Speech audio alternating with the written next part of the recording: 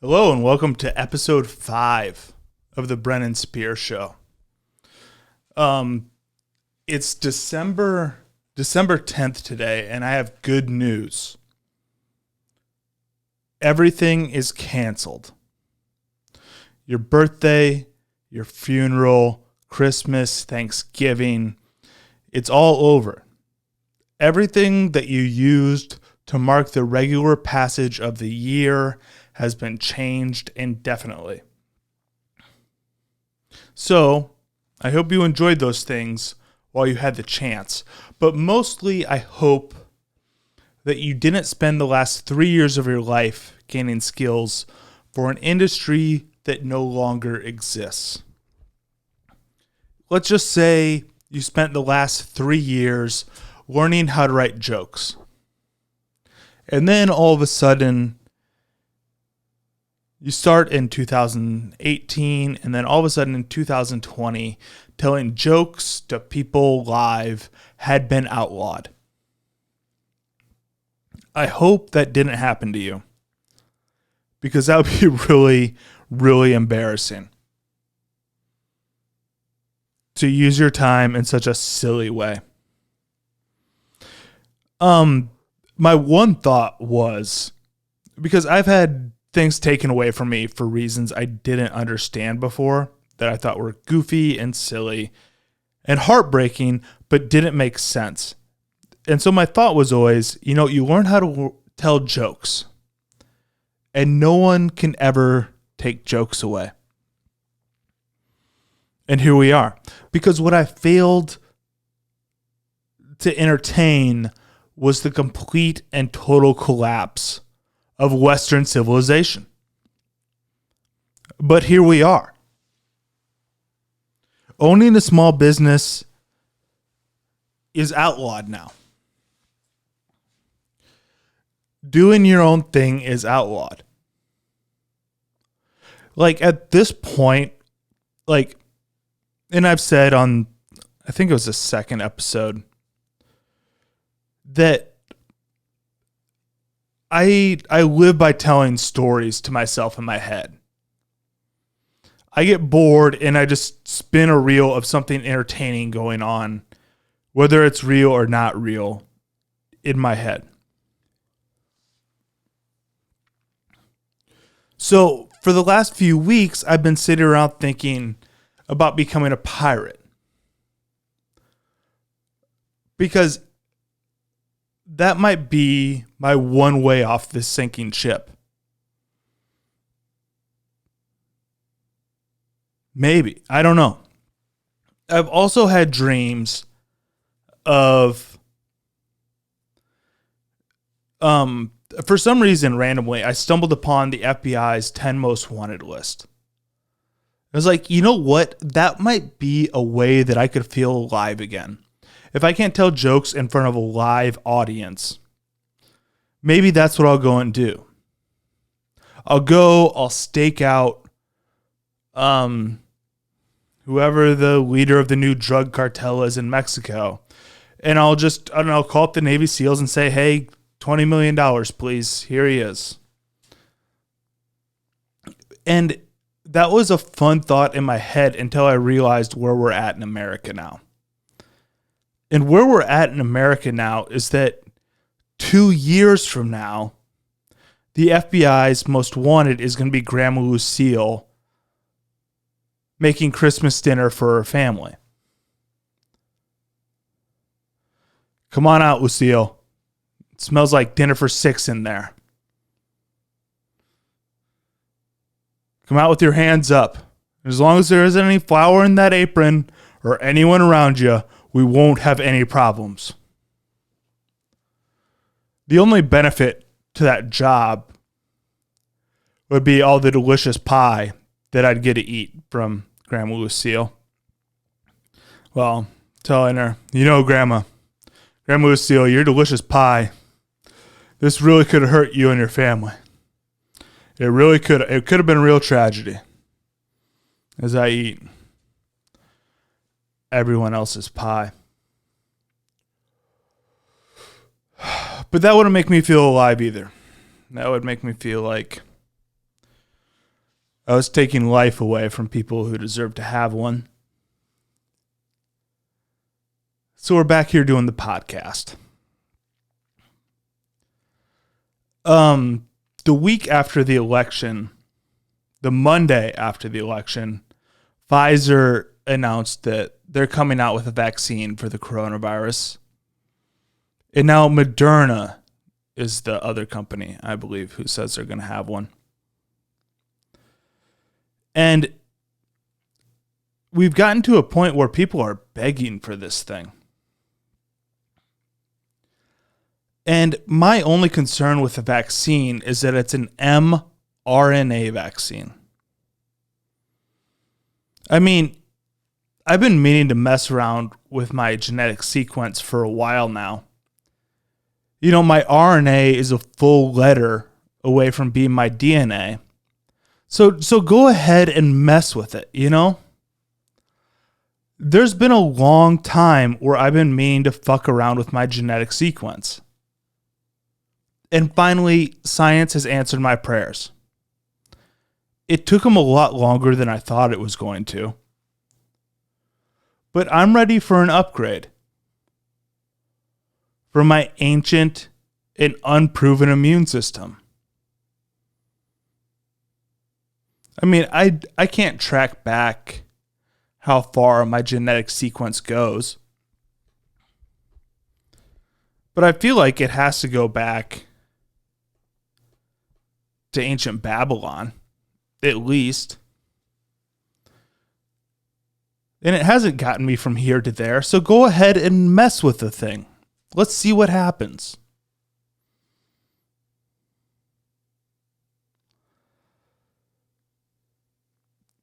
I really don't mean for this show to be political, but this one's gonna be.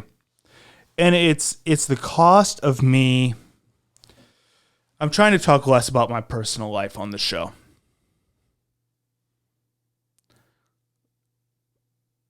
But I got a little pushback from some of my friends for saying that wearing a mask is like waterboarding yourself the other day. Well, it's been a month ago now. I tried to record the last podcast, and it was so good. And everything cut out 5 minutes into the show. There was no audio for it. Oh, I'm still so upset about it. So we've upgraded things around here. There's a half-finished soundboard or soundproofing behind us on this wall. And if anyone knows how to attach these panels to a wall without destroying the wall, but in a way that works, please let me know. Because as you can see behind me, these lines right here, it was not that way when I set up the first time, but I've had to put those panels up 3 or 4 times now. So there's got to be a better way to do that. But I attempted to record this show right after the presidential election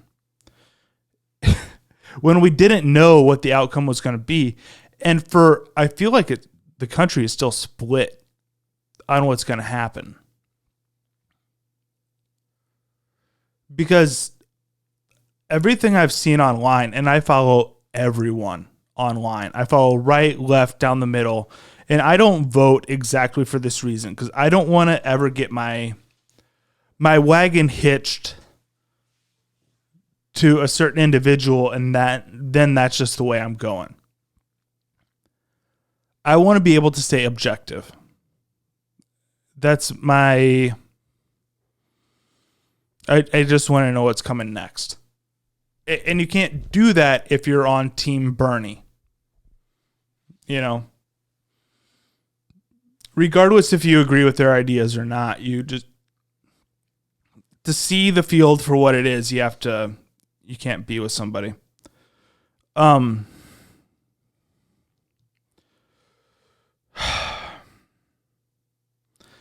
problem with the vaccine is that I don't think we can outsmart how Mother Nature made us. I think we are the way we are.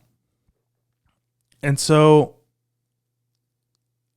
if this disease is as bad as they say, and it's going to get rid of a certain percentage of the population, then so kind of be it. Like, I know most likely that makes me a moron. But I don't believe in everything I'm supposed to believe in. Like, I don't believe in presidential polling. I don't believe in... There are moments where I don't believe in math, and there are certainly moments where I don't believe in Western medicine.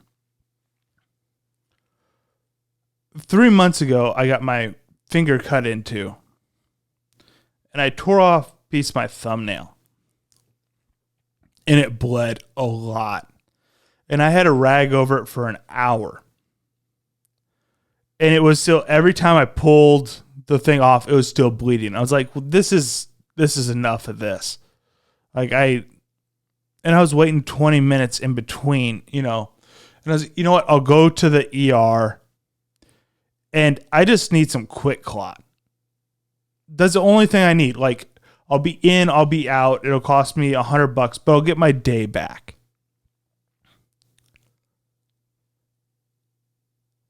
That emergency room trip for something that was not life-threatening, it was like, hey, I just need this done quick. I can tell you what I need. Just give it to me and I'll do it myself. I just don't want to walk into a Walgreens with a bloody rag. It cost me almost $900. So it's tough for me to believe in Western medicine now. But I can't believe what a clusterfuck this election has turned into. I mean, it's deeply unsettling to me that we're at the point where we have to call up the National Guard to guarantee safe and free elections. And granted, that's just here in Chicago. That wasn't everywhere. But here we did that. And I don't know if it's a symbol of end times or if we're about to enter a cycle like the 60s again.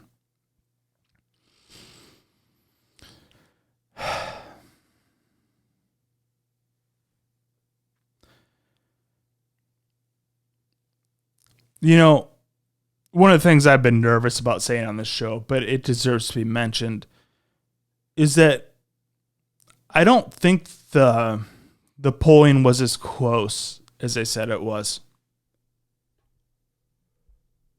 I don't believe in a lot of things I've seen out of the media for the last 4 years. I believe in almost none of it.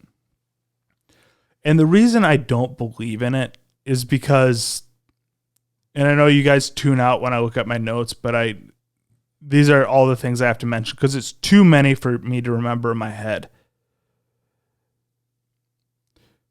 The elections being a complete shit show means that there are certain people in this country who make billions of dollars off keeping your eyes on the news constantly.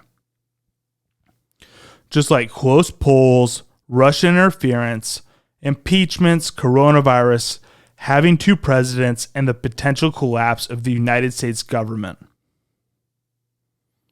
As long as you are convinced these things are happening and you're watching them through a screen, it means a lot of goddamn money for some of these people.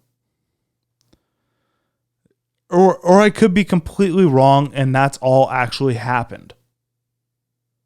Like, I've been completely fooled about the nature of life once before.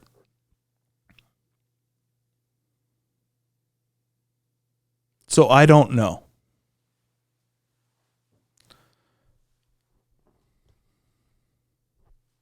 You have the luxury of not knowing what I know. But the part that convinces me that this vaccine might not be a good idea is that the government is going to be willing to give it out to people for free.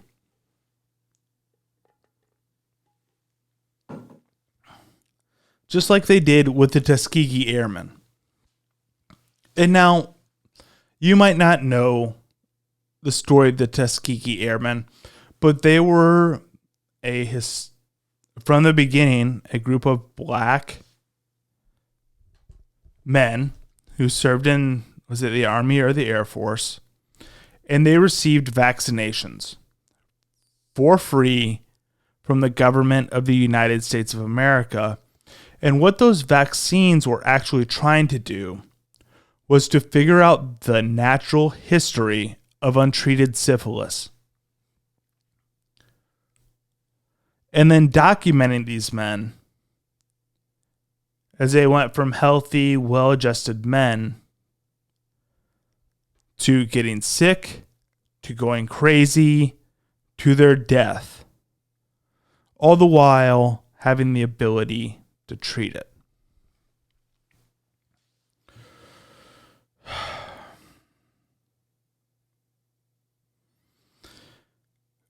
Maybe the government isn't going to use this to screw us. Maybe that's true. But as a general rule, I don't trust people giving things away for free. I don't trust that it's not going to come back to screw me later. There's an old man who hangs out where I like to smoke cigars. And mostly, he's lonely and sad and pathetic. But also, I haven't ruled out the fact that he might be a vampire. He hangs out all day, almost every day, offering people who don't know any better free glasses of 60-year-old scotch.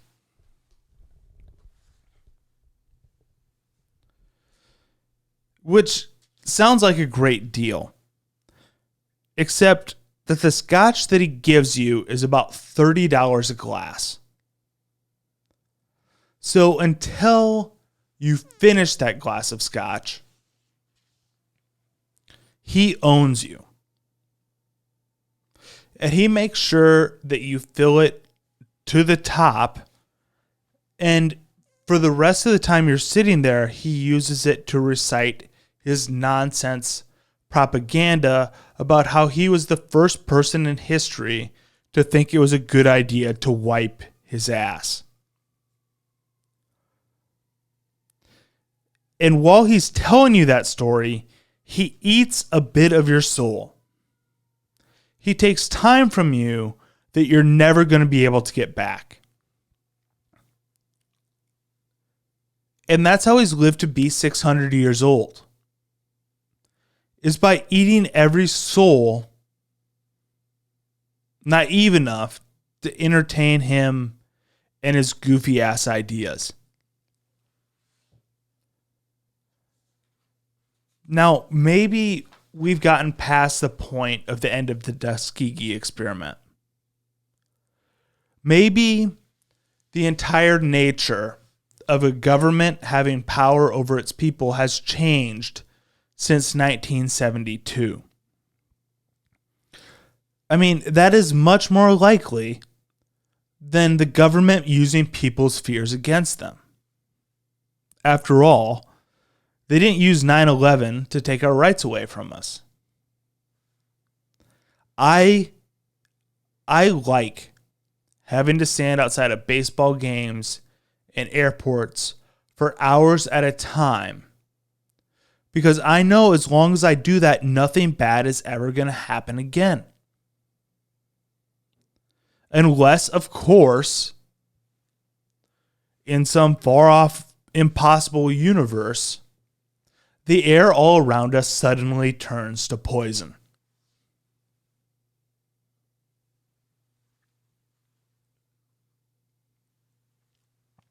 It's December 10th. And the nation is still completely divided on who our next president is going to be. The only thing I know for sure today, 3 days before the vote of the Electoral College, is that whoever wins, the other side is going to say that we have an illegitimate president. Whether it's Donald Trump, you're fired, or Kamala Harris. Judge my physical and mental, my physical as well as my mental fitness. So I spent too much time online because I'm only interested in the fringes of society. On both sides. If you tell me what Miley Cyrus thinks about something, my brain shuts off. But Donald Trump tweeted today that there has been no president in history who lost both Florida, or who won both Florida and Ohio and lost the presidential election. And I don't know what you think about the guy. I don't care. But Trump was legitimately wrong about that. It's happened one other time in history. In 1960, when John Kennedy beat Richard Nixon,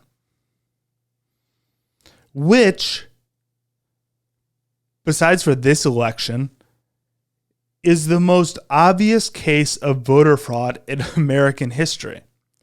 It is well documented that JFK had his father's cronies, who, going all the way back to Prohibition and the Chicago Mafia, bought and paid for the election.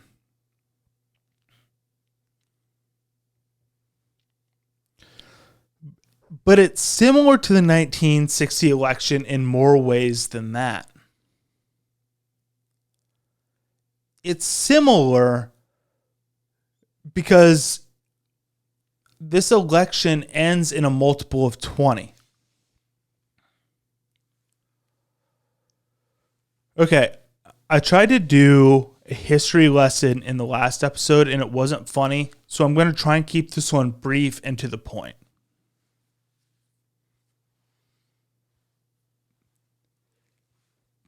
William Harrison in 1809 used to be the governor of the Indiana Territory. And at that time, there was an Indian chief, Native American chief, whatever, known as Tecumseh. William Harrison planted a false flag that drove Tecumseh into battle and led to his people being basically wiped out of the Indiana Territory. As a result, Tecumseh's brother put a curse called the Curse of Tippecanoe on William Harrison. He was elected in 1840 and he died after taking office, elected president in 1840, and he died after taking office in 1841. And every year since then, in a year multiple of 20, the president of the United States of America has died in office. If you were elected in a year ending in 20, 40, 60, 80, or double aught, you have died in office. With two exceptions. Ronald Reagan, who Nancy Reagan actually took this seriously and went to a lot of psychic healers and all this stuff. This is all widely documented. And her husband survived through it with Alzheimer's as a shell of himself. It could be argued that he was not there. And in the year 2000, where Dick Cheney served as president of the United States while not having a heartbeat for 2 years. They pumped blood through his body with a pump on his hip. Those are the two people who have survived this curse. I know that we as Americans only have a memory that goes back as far as 1970 seems a long time ago to us. But I feel like Indian curses don't have the type of short attention span that we do. And I know the irony of me saying that I don't believe in Western medicine earlier in the show. I completely understand it. And now here I am trying to convince you of the legitimacy of an Indian curse. And the truth is that when people start waving chicken bones around, I get nervous. Because there's got to be something to that stuff. There's no way that it looks so ridiculous and it doesn't work.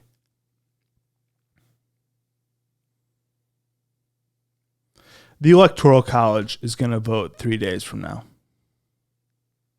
And people forget that that's the game that we play in the United States, is the Electoral College vote.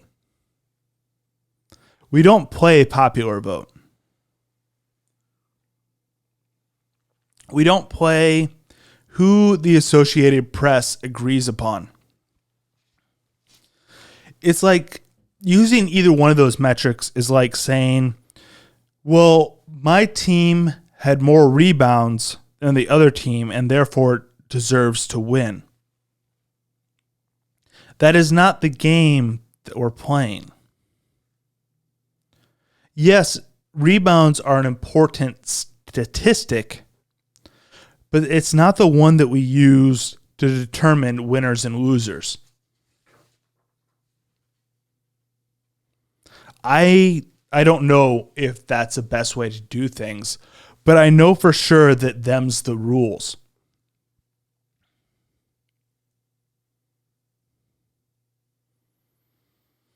The one thing that I do know is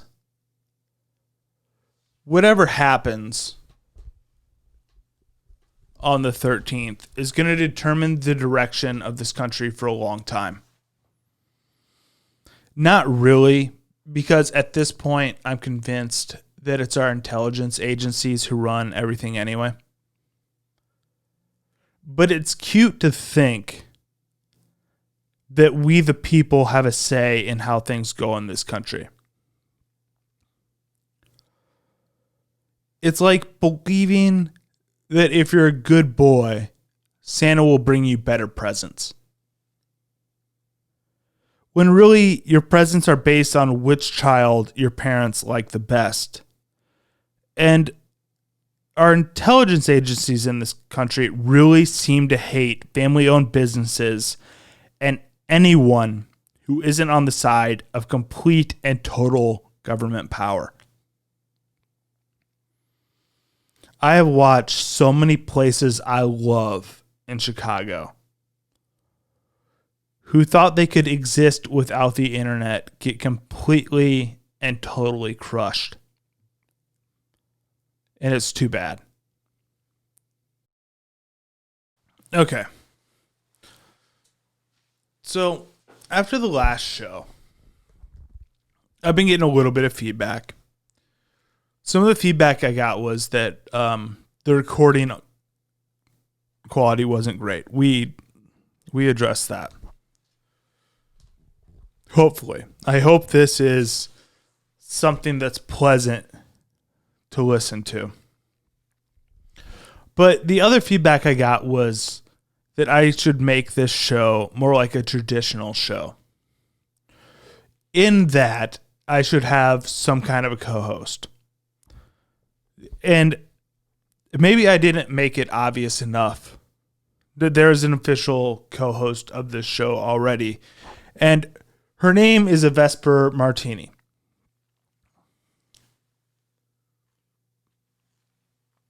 A Vesper Martini from the Ian Fleming book Casino Royale, which is, if you do it correctly, one of the most delicious cocktails known to the planet. I don't understand why the martini is not more highly... You know, I come from a small part of the world, And I don't understand, like, it does not get more simple than a good martini. Good vodka or good gin and ice and a little vermouth, shaken, it's the perfect drink.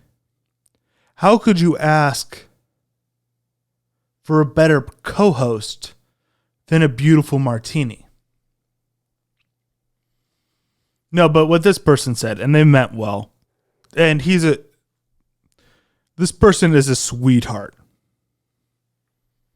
I haven't talked to them in years until I saw the podcast, but I am a big fan of this person, and I wish them well in everything they do. But they mentioned that I should get a co-host for this show, and I should get a co-host for this show, and then me and the co-host should interview people. We should interview a shitty author about a shitty book they wrote. So you could listen to them give a sales pitch for something that you don't really want for an hour. And neither one of those things are ever going to happen. Because that's the lazy way to do this. I like stand-up. I love stand-up still. I can't wait to get back to doing it because it is so much writing work. If you watch one of the brilliant ones now, Bill Burr, Louis C.K., Dave Chappelle, John Mulaney, there are 20 people on the planet who I will watch an entire hour of stand-up for because it is insanely difficult to do. And it's insanely difficult to do because of the amount of time it takes to write something that well. That's the challenge of it. And I do stand up for the same reason that I will not have a co-host on this show. That I will not interview people on this show. Because this is the hardest form of doing it. And if you can't get good at the hardest form of doing it, then don't do it at all. Bill Burr is able to walk onto any mediocre podcast on the planet and kill. Because he did this alone for so many years.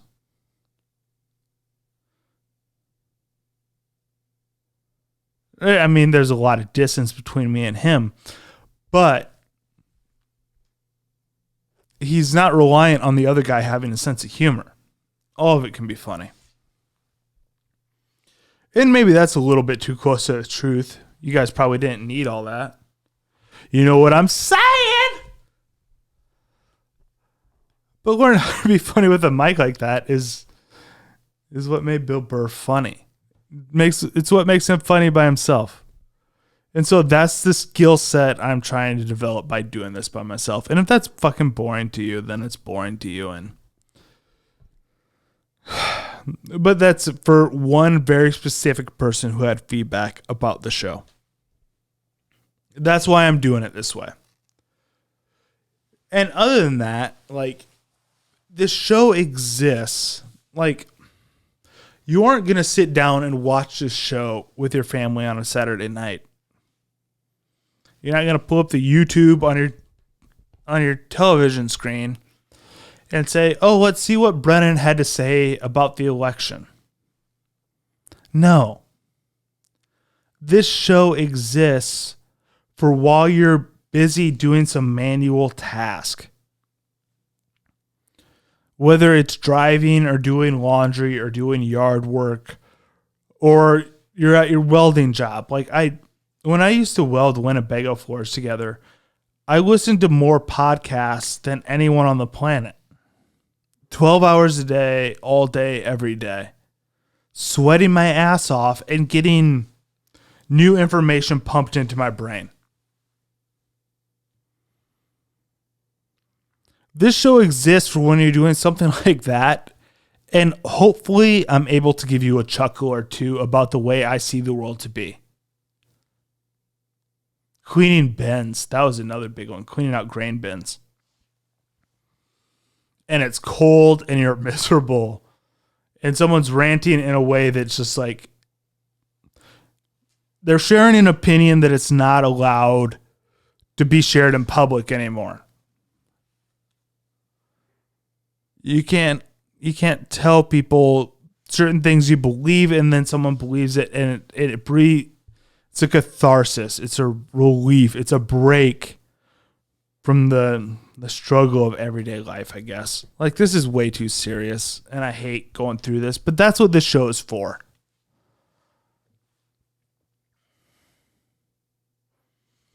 In the defense of the guy who said I need a co-host, that last episode was terrible. It was bad. And what I found out was that I'm not smart enough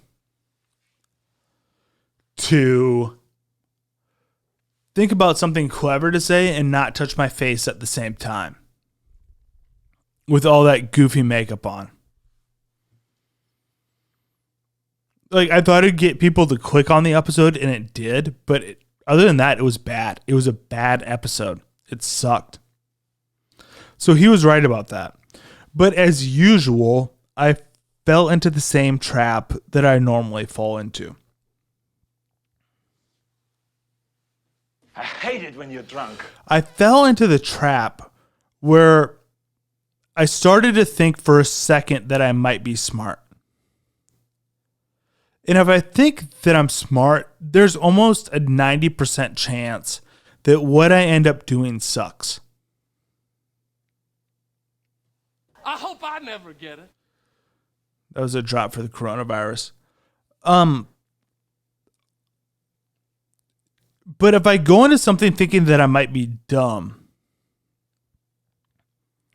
there's like a 60% chance that it might be okay. That it might be mediocre.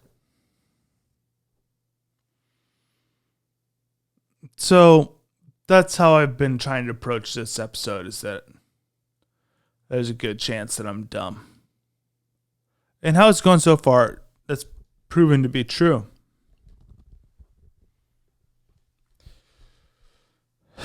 I can't believe that we're about to Christmas time here. This year had just flown by while I've been waiting for the summer that got stolen away from me. I had such big plans for this year. I finished an hour stand-up comedy. I was ready to go and take whatever portion of it on the road that people would allow me to take on the road. And instead, I've been mostly living within the square footage of my apartment. And it's frustrating, you know.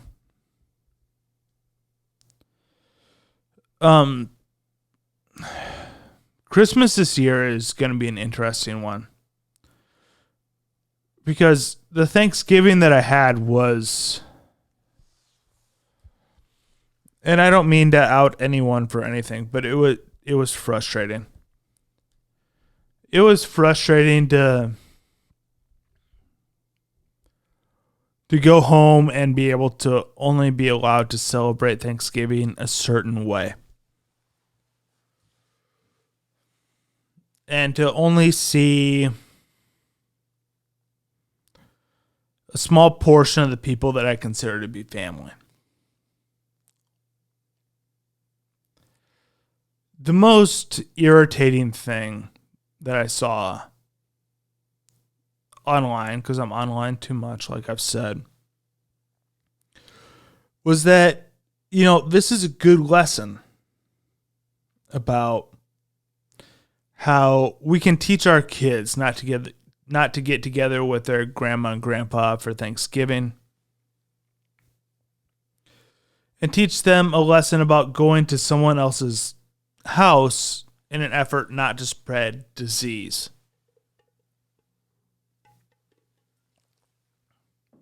Which, of course, is a knock on our history in general. That Chrissy Columbus never should have came over here in the first place. Him and the Pilgrims, whichever one was first. I think Christopher Columbus was in the Caribbean first. Man, this second half, the jokes have been slow coming, huh? But it happens. But a saying like that is you shouldn't go to someone else's house to bring them disease is a slight on Christopher Columbus and the Pilgrims, which of course is meant to give you and your children a complex about their human existence on the planet. And the people who said that know that that's the truth. They say that. But they say that Chrissy Columbus never should have sailed the ocean blue to begin with. He should have known that land was there, which he didn't. He should have known that there were people on the land that he didn't know about. And he should have known about his germs that wouldn't play well with the land and the people who were there who he didn't know about. Because germs were discovered 358 years after Christopher Columbus died. And all these people know these things to be true. But if you aren't afraid and guilty of your existence, you might remember what freedom feels like. And that's why I've been having such a shitty few months. Is because I don't feel the call of freedom anymore.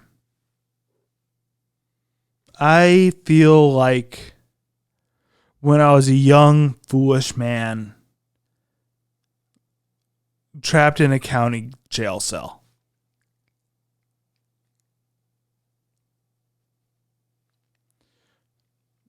And like, yes, of course, some of the things I did, I deserved to be there. But also, most of them I didn't deserve to be there. Most of them I was just a young man trying to figure out my place in the world.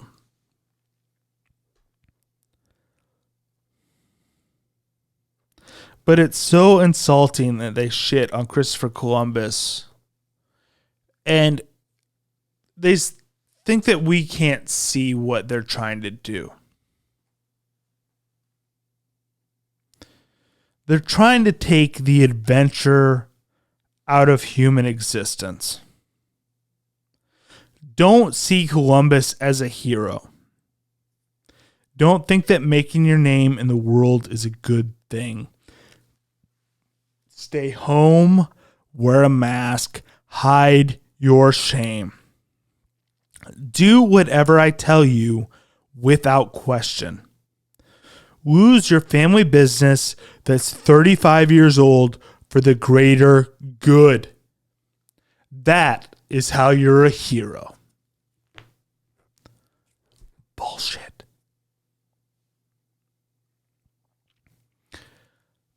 My biggest character flaw in my life is that I've always tried to do the punk rock thing.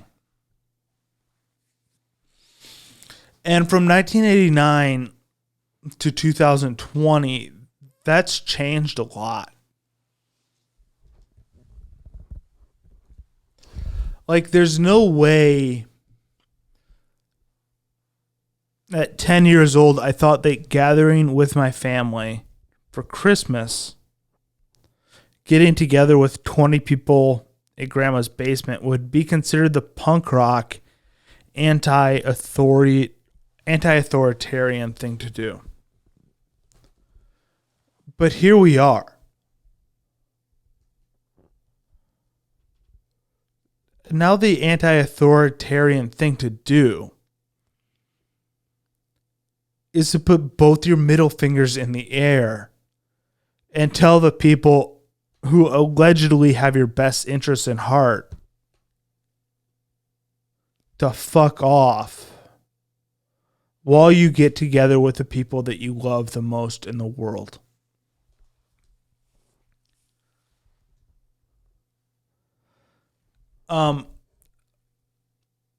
I'm planning on seeing you guys again before Christmas.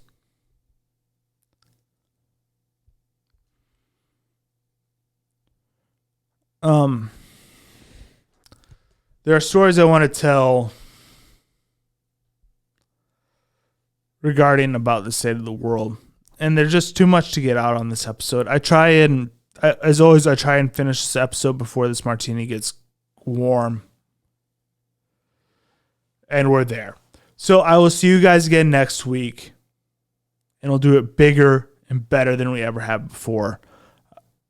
Try and reach the height of your powers today, if you do nothing else. God bless you.